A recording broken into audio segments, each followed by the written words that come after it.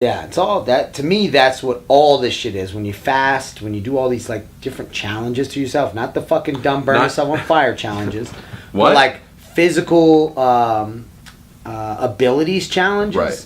They're about the upstairs battle. The body will come and go, man. Fucking things will hurt, things will heal, Yeah. things will come and go away.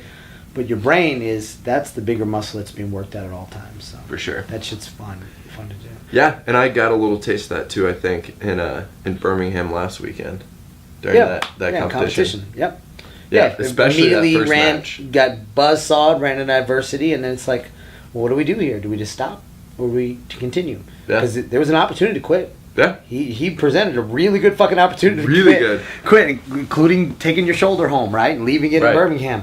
So that to me is where real growth happens, and I really think that was a moment for you in that tournament too. I told somebody about that recently when I was talking about that, and I was like, you specifically speaking of you, I was like the struggle and your previous fights, I think, has been that it's a mental game. We've talked about this a lot, and I think when you run into opportunities like we did in Birmingham, it's an opportunity to face it and to say, okay, what now? Like, what am I really about when I could just give up? Like I said, I tried my hardest. Yeah. I mean, the guy was just better. Like, you would have had a great excuse. The guy had a great pass, a great submission.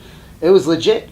And so when you're faced with that and you have the opportunity to just get out, pull your own card, just like with the run, you have an opportunity to pull your own card and take a seat any moment and still say, no, fuck that, and continue, and then include, and then not only continue to survive, but also dominate after that. I think those are moments. Those are...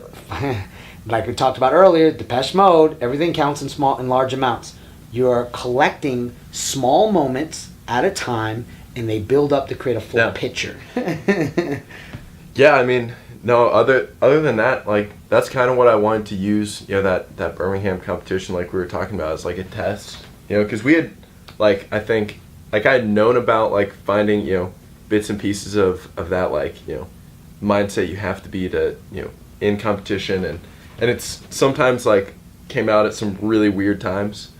Like that one kid from Muay Thai. Well, a couple weeks ago. That was the time where it came out, but it was too much. Yeah.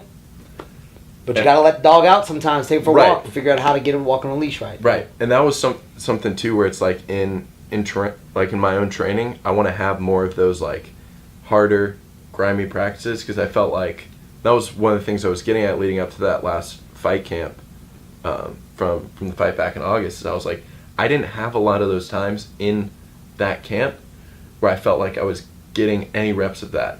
Just all kind of very light. Yep. Like, just going through the motions in a way. Going through the motions. A lot of jiu-jitsu, right? So it wasn't like very sport specific either. So I think part of that was like, for me, I was like, oh, like, I don't know if I even have like the ability, and that stuff will start to mess with your head a little bit, I think.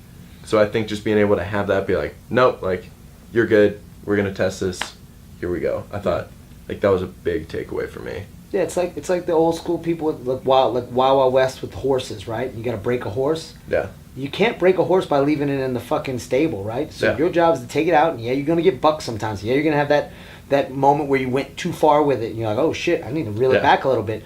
But you don't know that unless you get on that fucking horse and you try to break it. And you try to own it. And the minute you break it, now you know how to control it. We speed up if we need to speed up. We chill if we need to chill. And we stop and get some water if we need to stop and get some water. And that is, I think, the big piece. People are scared to pull that because it is. It's a wild fucking horse. That thing, that evil, that darkness on the inside is a wild fucking horse. And we're afraid of getting on it sometimes. And the weirdest part, too, is especially with the match in Birmingham, I don't remember any of it. Really?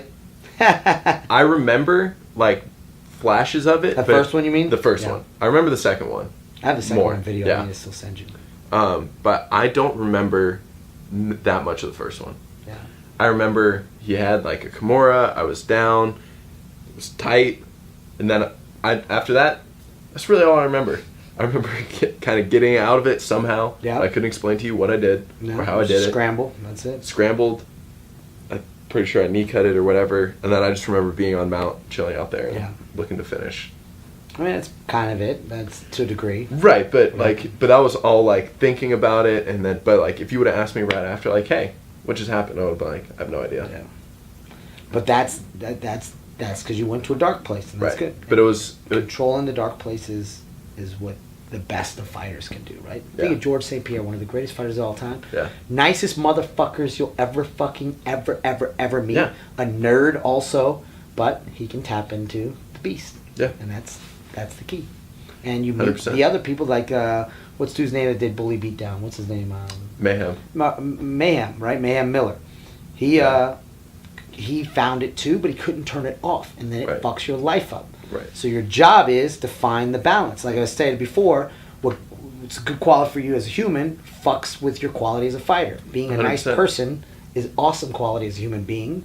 Yep. It's not the greatest quality in the cage. Never. You know, so being able to find the switch and balance and being able to comfortably switch them is huge. Yeah, for sure. But yeah, so that was all good and fun. Yeah. There Good. you go. There it is. Don't There's your burn yourself. conclusion. Don't snort Don't condoms. light yourself on fire. Don't snort condoms, even dirty condoms. Especially. And don't yell at old ladies on the side of the street. Yeah. They're just trying to help. They're somebody's grandma.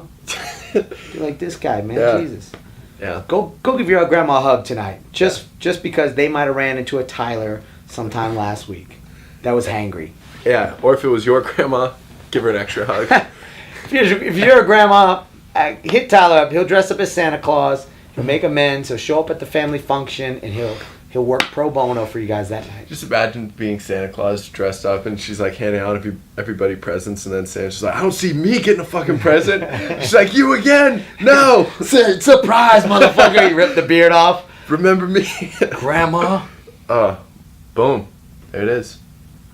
Bye, bitches.